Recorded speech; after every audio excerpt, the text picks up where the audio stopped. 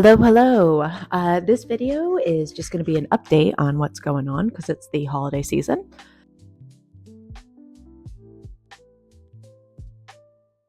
Let's talk about holidays and what we did with the baby and mindset wise, nutrition wise, and then what I'm about to do exercise wise. So, we just had Christmas this last week, and Michael and I decided that we were going to spend time with our family, but kind of do a modified version. We're not quite comfortable with her being around a lot of people yet because she's only 6 weeks or will be 6 weeks now. So just her immune system is not like ours, right?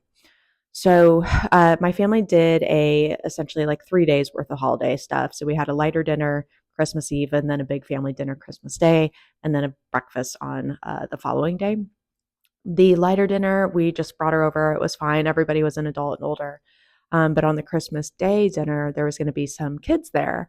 And so they're essentially my niece and nephew, but my cousin's kids. So second cousins, I don't know, however that works in the family tree. Anyway, um, so we didn't necessarily want them around Olivia too much because, again, they're in school, so they're more sick often. And so it was one of the things of like, we decided that my parents have like a 2-story condo. So I was going to baby wear her in the beginning so everybody could see her. And then we were going to put her upstairs and kind of take turns going back and forth of feeding her or hanging out with her if she wasn't sleeping. Um, so we went in with that plan, and my family is very respectful. They all just said hello, wanted to see your face.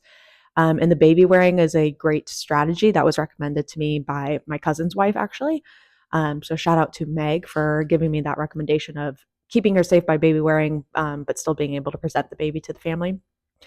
But that kind of took a turn mentally for me, not so much for Michael, but it just became very isolating because I was upstairs with her and I was feeding her. Now, mind you, we brought a bottle because I pump, so I can have a bottle for these kinds of situations. So I'm not just like hanging out with my boob. Um, but it became very isolating because I hear like my family downstairs. I haven't seen them, honestly, probably since October, I want to say, because we didn't see them for Thanksgiving. So it'd been quite some time. And, you hear people laughing, and it's not like I was intentionally being isolated, but it just felt isolating, and it felt very like anxious almost because like I was almost like with her like getting frustrated with the baby because she wasn't like falling asleep or she wasn't like able to hang out with herself so I could go downstairs, and Michael would come up so I'd go back downstairs eat. But it felt like then at that time when I was downstairs I was almost rushing my food because then I was like, well, he needs to eat and then I don't want to be away from her or something like that. So whole mentally, like, again, these are not big deals. Nothing bad happened. No one said anything. I didn't get any comments. Um, but it was just very like, it just didn't feel good. And it ended up towards the end of the night, ended up getting more frustrated. But again, you have to consider like my sleep has been off too, because we didn't have our night support the last couple nights on this time because it's the holidays. So we were like, obviously, we don't need her working on Christmas Eve and Christmas Day. She should be with her family too. And so towards the end of the night, I'm just getting frustrated. I'm tired. And then I'm feeling like alone. And then I'm also feeling like pissed off for the situation, right? So the following day, we had the breakfast, and Michael and I were deciding, like, do we go to that too? Is it like enough exposure for her to just go to one thing? And it's kind of like, well, if we go to one, why not go to the other? Um, but I told him in the morning, I was like, look, if we go, like, I'm not going to keep her in a room and we take turns in the room because it wasn't fun. And not that that's meant to be fun, but it didn't feel good. And it wasn't as easy as I thought it would be mentally.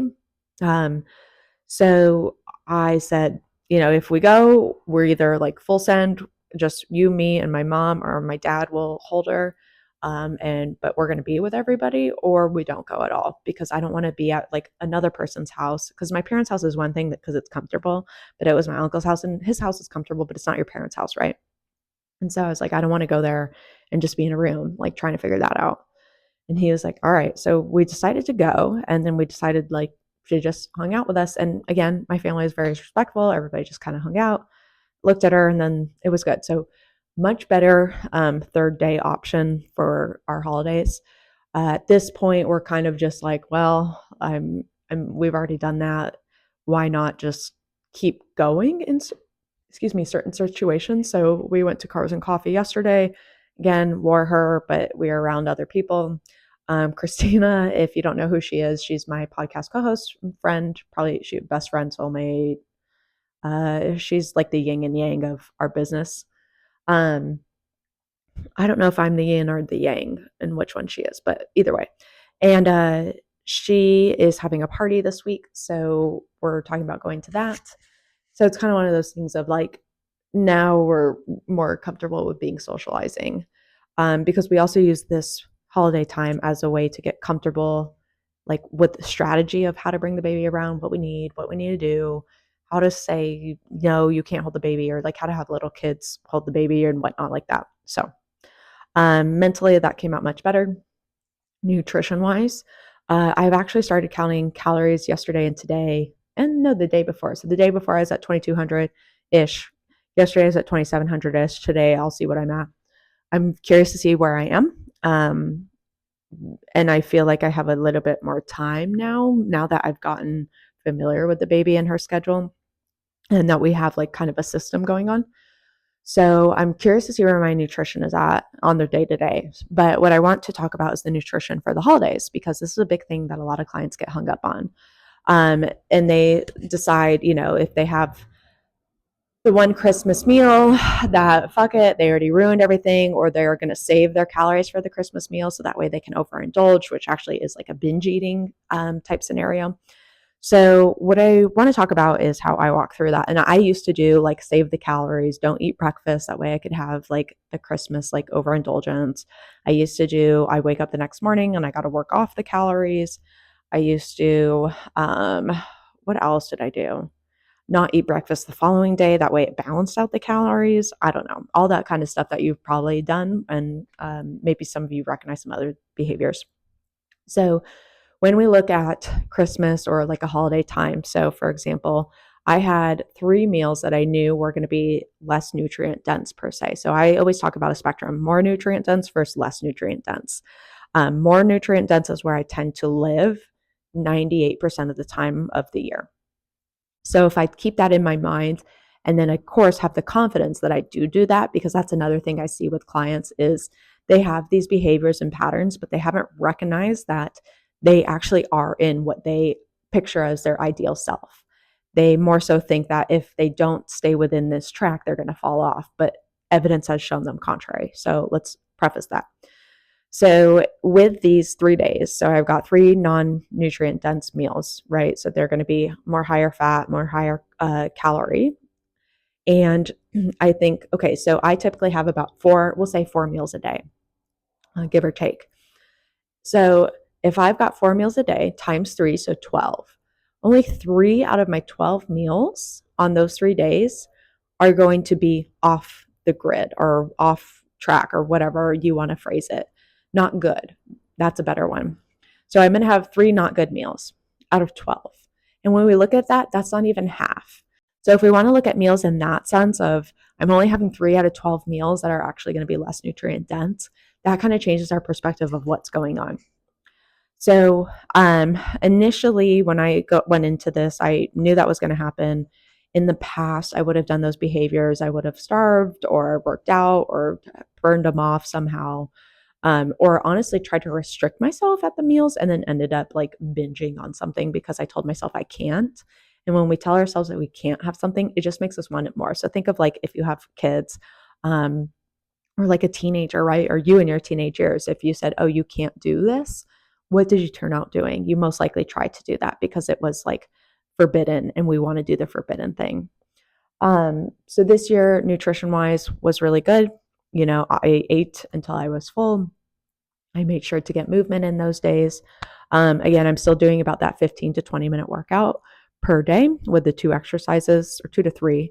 And I have videos for those if you are interested in seeing what I'm doing currently. So nutrition right now, we're playing around. We're going to see where I'm at. And then once I get an average of the week, so what I'm going to do is average out my weekly. So what did I start? Tuesday? No, I didn't start Tuesday. Whatever. I'm going to average out the week, and that's going to be my calories that I'm taking in on average. Then from there, I'm going to see what's going on. Then the exercise portion. So let's see. I am going to challenge myself right now. I finished phase one. So the program that I'm doing has 3 phases, 3 weeks each. So I did 3 weeks of phase one. I'm going to take a deload week or a recovery week or a rest week or an active recovery week, or an off week. It depends on whatever term that you're familiar with. But essentially, I'm not going to be doing a structured workout program for this next week. In the past, this was never a thing because I always felt like you have to work out every day to get results. And actually, that's not true at all.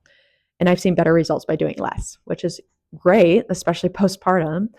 So essentially, right now, with how much I'm moving for structured workouts, I'm probably about 2 hours per week total, maybe give or take. Which normally I'm about 3 to 5 hours per week. So technically, I don't feel like I need a deload, but I'm going to challenge myself to take one because one, I want the challenge. Two, I want to make sure that my body's actually recovering and I'm not just like pushing through and ignoring it, which again was another behavior that I used to do. Um, and three, I really want to go back to some mobility a bit, and just make sure I'm incorporating that and helping my body still recover because it still is recovering. There's still things that I have to modify with my workouts. Like, for example, walking. I would wish I could walk a lot because the weather's so nice here in Arizona in December. But honestly, it just hurts after a while, my pelvic floor. Or it feels like, I don't know the sensation, but it doesn't feel right. So that tells me I need to not do it either as long or as much. So that's a bit disappointing because usually on my deload weeks, I would just walk and do a lot of mobility. But this time I'm just going to focus on doing a lot of mobility and relaxing. So that'll be a challenge mentally because I feel like I want to get back. I'm like ready to lift. But even doing the 15-minute things, that's still hard to do consistently. Like sometimes I come in here, do one exercise, and then I need to go back in the house to take care of the baby. Um, so I want to take that deload week to kind of take a step back, realize where I'm at, and not keep pushing through because I don't want to end up back here where I am today in like 4 weeks from now because I just didn't rest or take time to recover for my body. So I got mindset during the holidays, I got nutrition, I've got exercise, body image. If you've been watching my videos, you've been seeing, or maybe you've been noticing, but I have as well when I like edit them with Ira, who's our VA, is body image was fine. Body image was fine. There's a little something there, little something there. It's creeping in. It's here. Hello. And I almost wonder if that's normal. I'd be curious to see what other postpartum moms think that are like, I would say, consistent with exercise and had a certain body type before. Because it's interesting because I think I knew like, okay, I'm only 3 weeks postpartum, I can't expect my body to look a certain way when I'm only 3 weeks. 3 weeks is like such a short amount of time, right? Now I'm getting into the 6 weeks and I'm like, well, it's been 6 weeks. Like I should be seeing something different. And I think that's part of why I want to do that deload week is to kind of take a step back and maybe work on that a little bit more, the mental aspect. Um, Again, my weight's plateaued, so I know I'm probably eating about maintenance for where I'm at right now. And then I'm not trying to go into a deficit. My supply is good, so I'm assuming that I'm eating enough. But it's just interesting because my body is definitely different. Some of my clothes that didn't fit me during, like, let's say the last part of the first trimester have now fit me again. I wanted to try on jeans the other day, but then I decided who wants to wear jeans uh, for what I was doing. So that'll be interesting when I put on like clothes and not just like stretchy pants. I put on some workout pants yesterday and they were tight, but they looked okay. So it's interesting because I definitely want to like just wish that the lean out happens. And I find this a lot with clients is they just kind of wish that the fat loss phase would happen or that the like sculpted body would happen without actually doing the things to have it happen. And then they're pissed because that wish didn't come true. And I'm finding myself doing that. And I'm not pissed, that's kind of the wrong term, but I'm just like disappointed almost. But then I have to like go back to reality and be like, look, you're like, I've still got the strength, which is great. I still have muscles somewhere in here. I'm only 6 weeks postpartum. I still can't really like walk as much as I want. So that should be an indicator of where I'm at. Nutrition wise, you haven't even been tracking. Like, you don't even know. So what are you expecting? Right. I mean, and I guess I should show y'all my tummy is a little bit, it's still softer, definitely, than what I'm used to. And so it's interesting because I feel like relatively I'm okay, but in my mind, it's not good enough, right? Like I should be further along postpartum. So that's kind of, I think, disappointing in myself that I thought I could evade that sensation, but also it's